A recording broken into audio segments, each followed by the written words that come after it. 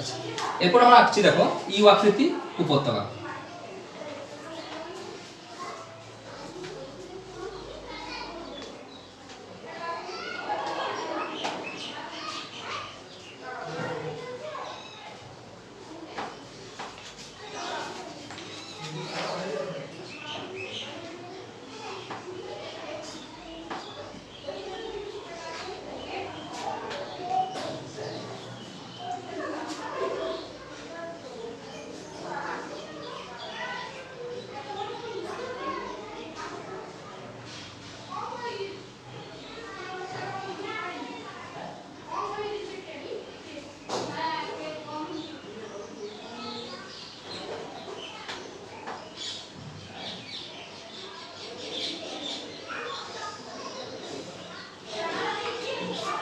এইটা দেখো, এইটা কি বললাম, ইউ আকৃতি উপত্যকা। এটা কেমন দেখতে? ইউর মতো দেখতে। তাহলে যখন হিমবাহ, যখন এটা কিন্তু অবঘর্ষ পদ্ধতিতে, যখন এই বরফের খণ্ডগুলো যখন এইটা দিয়ে যখন বয়ে যাচ্ছে আস্তে আস্তে, তাহলে প্রবাহের দিক কোনটা? প্রবাহের দিক কিন্তু এইটা। কোন দিকে? এইটা হচ্ছে উঁচু, এইটা হচ্ছে নিচুর দিক। তাহলে এই যে তীর চিহ্নগুলো যেগুলো আঁকছে আমি, এই জায়গাটা, এইটা হচ্ছে কিন্তু হিমবাহের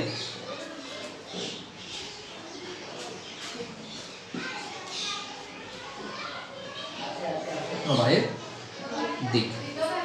তখন অবঘর্ষ পদ্ধতিতে, কোন পদ্ধতিতে? অবঘর্ষ পদ্ধতিতে যখন এই উপত্যকা কেমন দেখতে হবে? ইউ আকৃতি যেমন হবে। কেমন? এই যে ইংরেজি অক্ষর, কেমন ইংরেজি অক্ষর কেমন হয়? যে এরকম আকৃতি হয়। তাহলে ইউ আকৃতি যখন হবে তখন তাকে আমরা বলছি কি? ইউ আকৃতি উপত্যকা বা হিমদ্রোণী। এইটার উদাহরণ কিন্তু যেটা রকি পর্বত এবং হচ্ছে আমাদের যে হিমালয় পর্বতমালা, সেখানে কিন্তু এই হিমদ্রোণী কিন্তু লক্ষ্য করা যায়। প্রচুর হিমদ্রোণী কিন্তু লক্ষ্য করা যায়। এবার তাহলে এটা বোঝা গেল তো যে অবঘর্ষ পদ্ধতিতে যখন ঘষে ঘষে যখন নিচের দিকে যখন আসবে তখন উপত্যকাটা দেখতে কেমন হবে? ইউ আকৃতি যখন হবে তখন তাকে আমরা বলে দিচ্ছি কি? ইউ আকৃতি উপত্যকা বা হিমদ্রোণী। এরপরে আসো যে এরপরে কি আছে 5 নম্বরে? রসে মতানে। 5 নম্বরে আছে কি? রসে মতানে। এই রসে মতানাটা হচ্ছে, যদি আমরা একটা টোটাল একটা ছবি আঁকি তারপরে সেখান থেকে যদি ভাগ করি তাহলে একটু ভালো হয়। কেমন হয় দেখো, ধরো এই একটা বরফযুক্ত, আমি বারবার ধরে বলছি, বরফযুক্ত পার্বত্য অঞ্চল যদি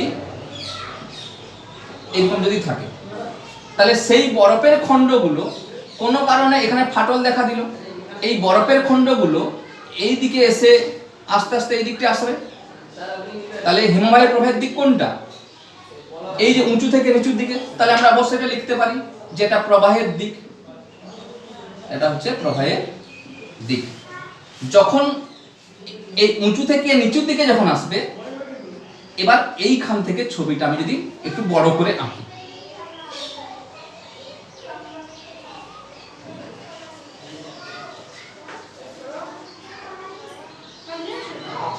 ধরো এইটা, তাহলে প্রবাহের দিক কোনটা? এই দিকটা। বরফখণ্ড কোন দিক থেকে যাচ্ছে? যে এই উঁচু থেকে এসে এদিকে যখন আসছে, আমি কি করেছি এই ছবিটা এইখানে গেছি। এবার এই দিক থেকে যখন যাচ্ছে, এই যে গাটা, এইটা কিন্তু অবঘর্ষ পদ্ধতিতে কি হচ্ছে? মসৃণ হয়। অবঘর্ষ পদ্ধতিতে কি হয়? মসৃণ হয়। আর এর সামনের দিকটা, এই দিকটা উৎপাটন পদ্ধতিতে। এটা কি পদ্ধতি? পাটন। এটা উৎপাটন পদ্ধতিতে কি হয়? এই জায়গাটা কি হয়? অমসৃণ বা এবড়ো খেবড়ো হয়। তাহলে এইরকম যখন ভূমিরূপ গড়ে ওঠে তখন তাকে আমরা বলছি কি? এটা রসে মতানো। বুঝা গেল রসে মতানো কেন? তাহলে এর এদিকটা কি হচ্ছে? অবঘর্ষ পদ্ধতিতে কি হচ্ছে? মসৃণ হচ্ছে। আর এদিকটা হচ্ছে উৎপাটন পদ্ধতিতে কি হচ্ছে? এবড়ো খেবড়ো বা অমসৃণ হয়। তখন এইরকম ভূমিরূপ যখন দেখতে হবে তখন তাকে আমরা বলছি কি? রসে মতানো। এই রসে মতানো কিন্তু এই কাশ্মীর উপত্যকায় কিন্তু অনেক বেশি লক্ষ্য করা যায়।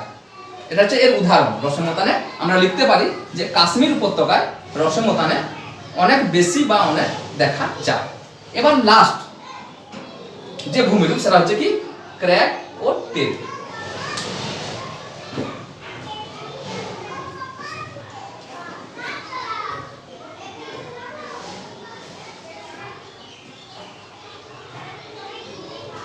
এবার ক্রেকটেল কেমন বলছে, যদি আমি ছবির সাহায্যে একটা দেখাই তাহলে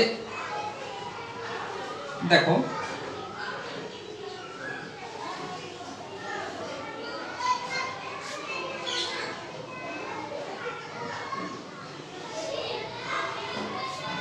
বলছে এইটা কিন্তু এর হচ্ছে কিন্তু হিমবাহের প্রবাহের দিক। তাহলে আমরা লিখতে পারি এটা হচ্ছে কি প্রবাহের দিক।